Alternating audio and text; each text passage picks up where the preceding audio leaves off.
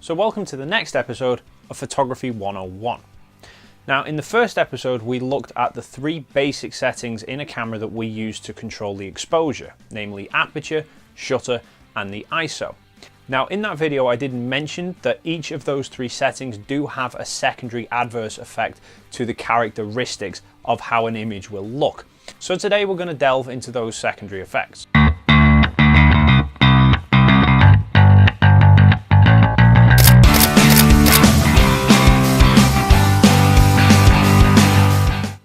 So as with the previous video, let's look at the settings in the order with which light comes up to them. So firstly, we have the aperture. So we've already established that the aperture is an iris mechanism built into the lens that can open and close a bit like the pupil in a human eye. It's measured by an F number.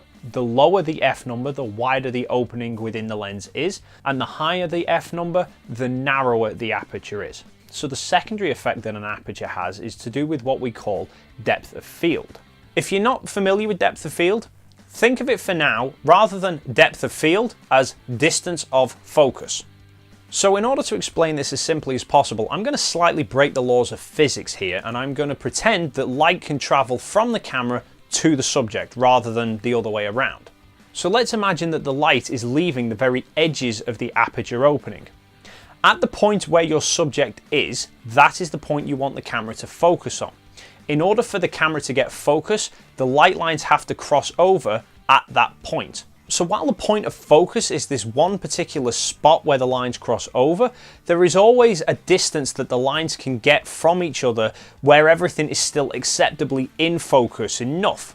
So if the light lines close up to each other very gradually up to the subject, then they're going to carry on beyond the subject, only getting gradually further and further apart. This means that the lines are going to spend longer being close enough to each other to have acceptable levels of sharpness.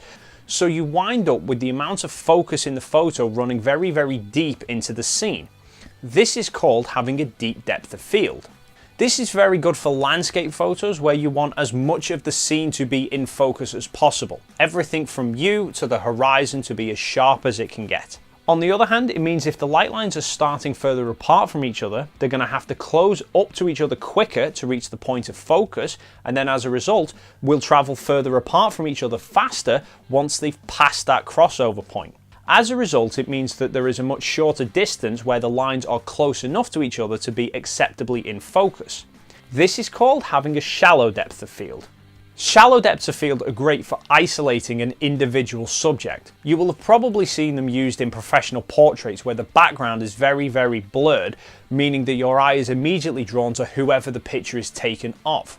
So how does the aperture affect the depth of field? So getting a blurred out background means having the light lines as far apart from each other as possible when they reach the background. So having the light lines further apart at the camera means that they're going to be further apart at the background. So having the aperture as wide open as possible is going to mean that those light lines are starting as far apart as physically possible to begin with. So for example, here's a lens at f1.4 and you can see how wide that opening is. Here we have the same lens at f4. You can see that the aperture is physically a lot smaller.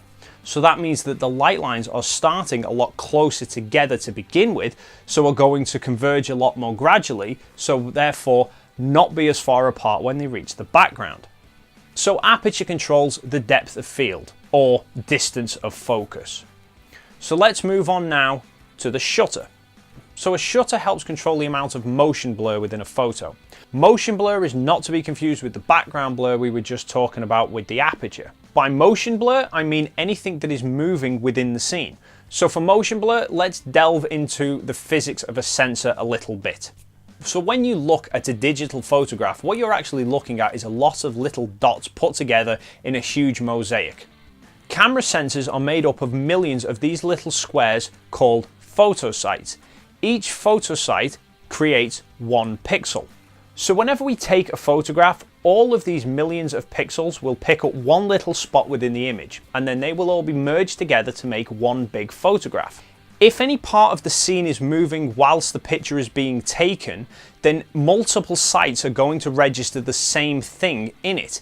This is what causes blur.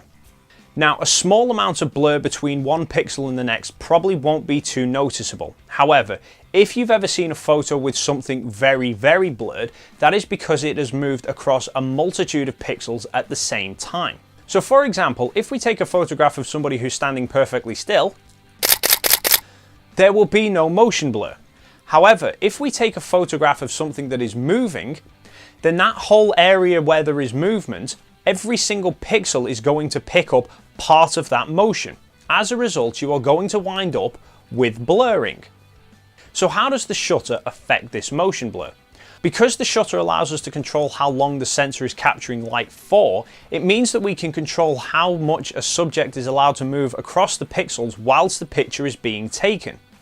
So if we take a photograph of something that's moving very quickly, it means that in a very short space of time it's going to jump over a lot of pixels. So we need to make sure that we only expose the sensor for a short amount of time as possible in order to reduce the number of pixels it's managed to travel over during the exposure. So if you're taking a photograph of something like a racing car that is going to be moving very, very quickly and you want it to appear still, then you need to make sure that you have a fast enough shutter speed that the car doesn't move too far across the frame whilst the picture is being taken. Otherwise, you are going to end up with a blurred car. Now, a shutter can not only make fast things appear slow, but can also make slow things appear fast. If we use a very, very slow shutter speed, any motion within the scene is going to be exaggerated even more. Like this photo, for example. This was taken at the Ferris wheel in Liverpool. Now we know Ferris wheels move very, very slowly, but by using a very, very long shutter speed, it means that the wheels manage to go all the way around while the shutter's open. So rather than have a static image of a Ferris wheel that doesn't look particularly interesting, instead we have this picture of a Ferris wheel where the motion has been exaggerated. So a shutter speed can add or reduce the amount of motion blur within a scene. But this doesn't just mean any motion within the scene itself. If you are taking a photograph whilst hand holding the camera, you're going to find there's a natural amount of shake within your hands anyway, and this is going to show up in a photograph if you are using too slow a shutter speed. Now, some people have a naturally steadier hand than others, so it won't affect them as much. Plus, a lot of lenses now come with image stabilization, which means that you can go with an even slower shutter speed and the lens will help compensate the natural shake in your hand. However, as a rule of thumb for most photographers, if you are using a lens that doesn't have image stabilization, try and set your shutter speed to whatever the focal length of the lens is. So if you're taking a photograph with a 35mm lens, then aim for around about 35 to 50th of a second. If you're taking a photograph with a 200mm lens, make sure you're up well over 200th of a second. And the third and final setting, ISO. So ISO is the camera taking the signal from the sensor and then increasing that signal in order to make the picture brighter. And I liken this to turning up the volume on a very quiet audio track. Now, the secondary characteristic of increasing the ISO is unfortunately all negative. The problem is whenever we boost any electrical signal, any interference that is within that signal also gets boosted as well. So when you listen to a normal audio track, there will be inherently some interference in the background. However, the interference is so quiet compared to the rest of the music that you can't hear it.